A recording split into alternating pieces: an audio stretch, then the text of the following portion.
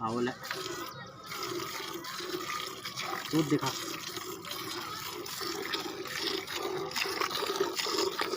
Hello everyone, तो कैसे हो आप लोग। उम्मीद करती हूँ कि आप लोग बहुत अच्छे होंगे। अल्हम्दुलिल्लाह हम भी बहुत अच्छे हैं। तो यहाँ पे होती है इरफान के पापा की स्टार्टिंग। तो आप देख सकते हो इरफान के पापा मतलब भैंसों का दूध निकाल रहे थे, जबकि मुझे लग रहा था कि इरफान के पापा को दूध निकालना नहीं आता। मैंने बहुत बार बोला भी है, उनने बहुत पहले भी निकाला था शादी से पहले, बट मेरे बाद तो काफ़ी 1-2 बार निकाला है।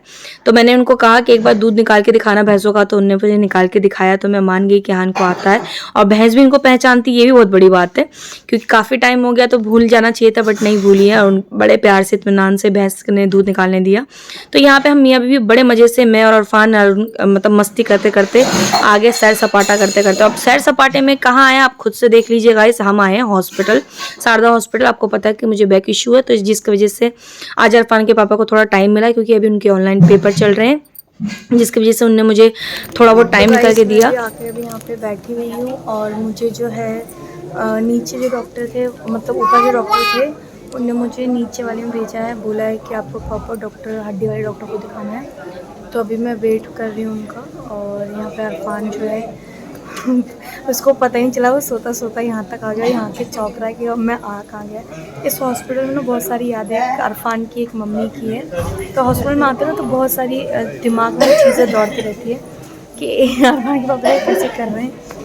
तो दिमाग इस टाइम से पता कैसा हो रखा है कि अपने टेंशन नहीं हो रही, जैसे जैसे वही वाला मोमेंट आ रहा है जैसे मम्मी को लेके आई थी, अब मैं खुद आई थी, तो वो वाला मोमेंट आ रहा है। बड़ा अजीब सा घबराहट सी हो रही है। पर खैर जो भी है, डॉक्टर जो भी बताएंगे मैं आपको बताती रहूँगी। हॉस्पिटल से आती मैं यहाँ पे घर के काम में लग गई थी। ये नेक्स्ट डे की है ब्लॉग, तो मैंने नेक्स्ट डे ही आकर के मतलब अपना थोड़ा सा वीडियो वगैरह शूट किया, नहीं तो अदरवाइज़ मैं थक तो खा गई थी। फिर आके घर के काम में मैं थोड़ी उलझी रह गई थी। तो यहाँ पे आप देख सकते हो मैं भाग के सीधा वीडियो स्टार्ट किया। और भागी इसलिए थी क्योंकि इरफान जो था ना वो कोने में खेल रहा था, और डर इस बात का था कहीं गिर ना जाए। तो पर हमारी जीनत बाजी थी, यानी हमारी छोटी वाली नंद वो थी, तो उन्हें पकड़ लिया। तो अभी आप देख सकते हो घर में आज कोई भी नहीं है, क्योंकि आज सब गए हैं मुंजी के काम के लिए। तो मुंजी, आप सोचोगे मुंजी क्या होता है, तो मुंजी होता है खेत का काम, जो अब फाइनल हो गया है। तो खेत वगैरह भी कट चुके थे। तो यहाँ पे मैं वीडियो शूट कर रही थी, यहाँ पे मेरा फ़ोन फट बोल गया। तो गाइस मेरी स्क्रीन में तो बहुत सारे मतलब स्क्रेचेस आ चुके हैं। स्क्रेच क्या, पूरा ही आ चुका है, क्योंकि अभी इसमें टेम्पर ग्लास नहीं लगा हुआ। तो कभी भी ये टैब बोल जाएगा तो आप समझ जाना वीडियो क्यों नहीं आ रही है। और ससुराल में तो वैसे भी शूट नहीं कर पाती, क्योंकि थोड़ा वहाँ पे नेटवर्क इशू होता है, तो थोड़ा मुझे प्रॉब्लम होती है वीडियो बनाने में। तो बहुत लोग कहते हैं कि हाँ टाइम से वीडियो नहीं आता, तो ये तो हो जाता है। खैर ये तो बातों की बात है। तो मुंजी पे आते हैं। तो मुंजी का क्या हुआ था कि अभी क्या हुआ है, अभी हमारे ससुराल में ना, जैसे आपको पता है कि बहुत सारी बहुत ज़्यादा बारिश हुई थी अभी जब मेरी मम्मी का ऑपरेशन वगैरह था।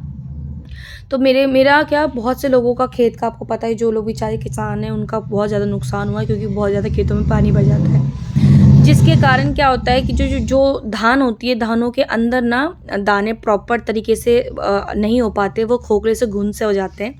और प्रॉपर सेब बिल्कुल धान जैसा हो जाता है, बट उसके अंदर घुन से हो जाते हैं, और चावल प्रॉपर तरीके से नहीं होता है। तो बहुत नुकसान हुआ है। और जो बिरयानी वाले चावल, आपको पता है कि डबल चाबी किसको बोलते हैं, उस वाले चावल थे। तो जितना मतलब लगाई, जो पैसे उसमें लगाए गए हैं खेतों में, उससे बस दुआ करना, अल्लाह ताला से यही दुआ है मेरी कि उससे थोड़ा दुगना है। क्योंकि जितना लगत जाता है, अगर उससे कई गुना अगर बेनिफिट नहीं होगा, तो इन किसानों की बहुत ज़्यादा परेशानी होती है। मैं तो कहती हूँ अल्लाह उनको 4 चौगुना 5वां 7वां 10वां सबसे ज़्यादा देना, क्योंकि किसानों की बहुत ज़्यादा होती है गाइस। हमें लगता है कि अरे बारिश हो रही हम इंजॉय करते हैं, अरे हवा चली हम इंजॉय, क्योंकि कभी कभी आंधी में भी धान वगैरह जो भी होते हैं वो सब गिर जाते हैं। तो मैं अब समझती हूँ, क्योंकि मैं भी एक किसान की बहू हूँ, मुझे पता है कि कितनी तकलीफ होती है। तो ये सब बात चली रहता। तो मैं हॉस्पिटल से बता देती हूँ डॉक्टर ने क्या किया। पहले हम फिजिशियन, हाँ सॉरी गाइस, मैं थोड़ा जवान से लड़का आ गई। तो वहाँ गए थे, तो उनने मुझे फिर हड्डी वाले डॉक्टर के पास भेजा, जब मैंने उनको अपनी परेशानी कमर की बताई। फिर हड्डी वाले डॉक्टर के पास गए, मैंने उनको अपने प्रॉपर मेरा अच्छे से चेकअप किया। उन्हें पैर हाथ भी चेक किया कि मुझे कहीं सुन तो नहीं हो रहा है। तो पैरों पे ऐसा थोड़ा बहुत उंगली वगैरह जो भी है उन्हें अपना मतलब पैर ऊपर नीचे करवाया, पता किया कि हाँ सब जगह से मुझे फील हो रहा था कि हाँ यहाँ हाथ है, यहाँ इस तरीके से था। तो उस हिसाब से डॉक्टर ने, क्योंकि मैं अभी बिल्कुल प्रॉपर अगर देखा जाए तो अच्छे से माशाल्लाह चल ही रही हूँ, तो उनको मेरा उस तरीका कहते हैं ना, जब दर्द होता तभी तभी आपको महसूस कर पाता है सामने वाला बंदा कि किस पोजीशन और कहाँ दर्द हो रहा होगा।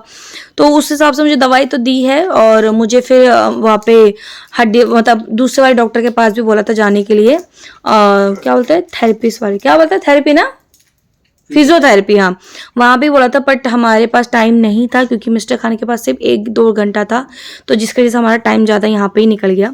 हाँ तो मुझे कमेंट आया था, उस कमेंट को मैं यहाँ पे लगा दूंगी कि जितना काम जो मैंने ससुराल में किया है वो मैंने अपने घर में 1 महीने में नहीं किया होगा। मेरे ससुराल वाले अच्छे होते तो मुझसे काम नहीं करवाते। तो गाइस ऐसी कहीं कोई बात मैंने ऐसी बोली नहीं हो, और आप लोगों के मन में अगर ये जो हेटर्स हैं उनके अगर हेटर्स भी नहीं है, ये वो मेरे बारे में भी चलो मेरी तकलीफ देख रहे हो, मेरे बारे में बोल रहे होंगे। तो गाइस मैं बता दूं मेरे ससुर वाले इतने अच्छे हैं माशाल्लाह से कि मेरा जब से बेटा हुआ है ना, मेरा मन होता है तो मैं करती हूँ, अदरवाइज मैं नहीं करती हूँ। ठीक है, तो ये मेरा मन है, मैं यहाँ पे कर रही हूँ, और मेरा मन नहीं होता तो कोई मुझे जबरदस्ती नहीं कहता है, कोई मुझे मारता नहीं है, कोई मुझे डांटता नहीं है। अगर मुझे मार पीट होती है मेरी बनती नहीं, तो आपको पता है मेरी शादी के यहाँ 2.5 साल हो गया है, तो 2.5 साल में मैं जाती ही नहीं। ठीक है, अगर मैं भी अपने ससुराल से दूर रहती हूँ, तो आपको ही पता आज के टाइम की बहुएं कैसी होती है। कुछ बहुएं, मैं किसी को ब्लेम नहीं करी, कुछ बहुएं जो चाहती कि एकदम अलग हो जाएं सास ससुर के साथ। तो मैं अल्हम्दुलिल्लाह अपने परिवार से मिल के रह, मैं उनसे इसलिए अलग हूँ क्योंकि मेरे हस्बैंड जो है यहाँ पे दिल्ली में जॉब करते हैं, इसलिए मैं अपनी माँ के पास हूँ। मैं कहती हूँ अल्लाह ताला इनकी कमाई में इतनी बरकत हो कि मैं अपने पूरे परिवार को यहीं लेकर के आऊँ। तो ये जो मेरी दिली तमन्ना ये है। तो अगर आप लोगों को ऐसा फील होता है कि अगर ससुराल वाले अच्छे नहीं हैं तो इतना काम नहीं करवाते, इतना काम मैंने एक वीडियो में इतना कर लिया था, तो मैं अपने मायके में इसलिए नहीं करती क्योंकि आपको पता है कि मेरी सिस्टर है यहाँ मेरी भाभी भी है।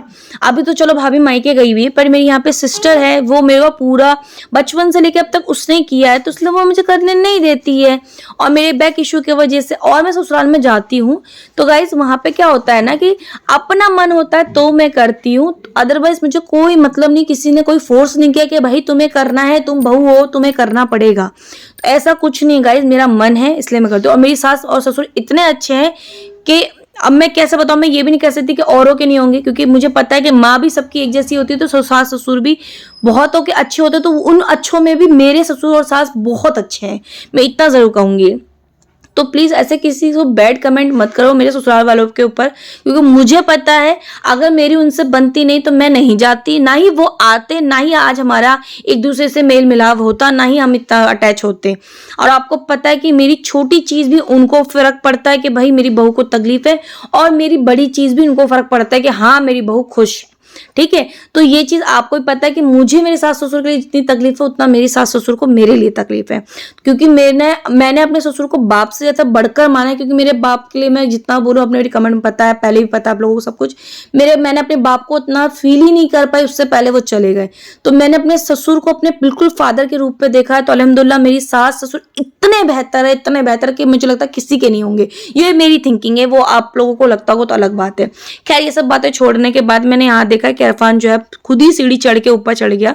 और गाइज आपको पता है कि इरफान 1 साल का हो गया, अभी बिल्कुल चलना नहीं सीखा है। मैं क्या करूं, मुझे कमेंट में जरूर बताना कि वो अभी तो कैसे, मतलब जब से वो बीमार पड़ा है ना, यानी वो 9वें महीने में जब था तो उसने ना खुद ही अपने यहाँ पे बिना किसी सहारे से, बिना किसी का, और हमें फील भी नहीं हुआ था कि अचानक वो खड़ा हो गया था अपने आप ही, और 10 सेकंड 20 सेकंड वो खड़ा ही रहा। उसके बाद वो बीमार पड़ गया 1-2 दिन के बाद। उसके बाद से इसने जो गोद पकड़ा है उसने वो गोद छोड़ा ही नहीं, बिल्कुल भी नहीं छोड़ा, और अब तक वो गोद में रहता। अब बिल्कुल चलना ही बंद कर दिया उसने, बिल्कुल थोड़ा बहुत खड़ा भी होता था वो भी। तो गाइस मैं कैसे क्या करूं मुझे कमेंट में जरूर बताना। तो आप सोचोगे कि आतिफा और अरफान के पापा, अरफान ये सब कहाँ निकले। तो आज ससुराल में मेरा आखिरी दिन था, तो मैं वहां से अब अलविदा करके अपने मायके आ रही हूँ, बिकॉज आपको पता है कि अरफान के पापा के पेपर चल रहे थे, और मैं ससुराल इसलिए भी गई थी क्योंकि वहाँ पे खेत का काम चल रहा था, जिसके वजह से वहाँ पे इरफान के पापा को मौजूद होना भी जरूरी था, और मेरा भी होना बहुत ज़रूरी था। तो अल्लाह का शुक्र हो गया, खेत का काम भी हो गया। मुझे थोड़ी बहुत जैसी भी थी, अल्लाह का ये भी था कि खुद थोड़ी ख़राब है थोड़ी सही है, तो जितना भी होगा जो भी होगा, बस ये है कि अब ट्रैक्टर आएंगे, उसको लोड किया जाएगा धान को, और फिर उसके बाद मतलब मार्केट में जाकर उसको बेचा जाएगा। तो उम्मीद देखो मैं अल्लाह से यही कहती हूँ क्या, और आप लोगों की दुआ भी अगर अल्लाह ताला सुन ले, आप लोग दुआ ज़रूर करना मेरे सास ससुर के लिए कि अल्लाह ताला उनके जो भी मेहनत उन लोगों की लगी उसे 4 चौगुना 5वां सब कुछ मिले उनको, उनकी लागत जो भी लगी उससे 4 गुना मिले। तो बस वही था, काम हमारा कंप्लीट हो चुका था। अब यहाँ पे हम आए, आते ही मैंने पेट पूजा किया और अरफान को देख के खाला अम्मी उसकी बिल्कुल मस्त हो गई, क्योंकि अब घर बिल्कुल एकदम सूना सूना हो गया है और घर में कोई भी नहीं था, तो इस वजह से मम्मी और अप्पी को बहुत खल रहा था ये घर। तो अरफान को देख के सब एक्टिव हो गए, इतने एक्टिव हो गए कि मैं आपको क्या बताऊँ गाइस, बहुत ज़्यादा वाला एक्टिव हो गया। यहाँ पे अरफान भी थोड़ा बहुत एक्टिव हो गया, वो मम्मी के बेड पे आके चढ़ रहा था, मम्मी के हाथ पे मारा था। अभी ऑपरेशन का शरीर है ना, तो कभी कभी वो पेट पे भी मार देता है, इसलिए मम्मी को हम कहते हैं थोड़ा सा चौकन्ना रहो, क्योंकि ये अचानक से मारता है और हर बच्चे शायद अचानक से ही मारते होंगे, इसी तरीके से बच्चे होते ही हैं। तो गाइस उम्मीद करती हूँ कि आपको आज का ब्लॉग अच्छा लगा, तो अच्छा लगा तो क्या करना है, लाइक शेयर सब्सक्राइब जरूर करना और मेरे चैनल को शेयर जरूर करना अपने फैमिली और फ्रेंड्स के साथ। मिलते हैं अपने नेक्स्ट वीडियो में। मैं और मोटी होकर के आई हूँ, तो आप मेरी गर्दन देख सकते हो। हाँ बिल्कुल हाथी का बच्चा लग रहा हूँ, कोई बात नहीं गाइस, बाय बाय।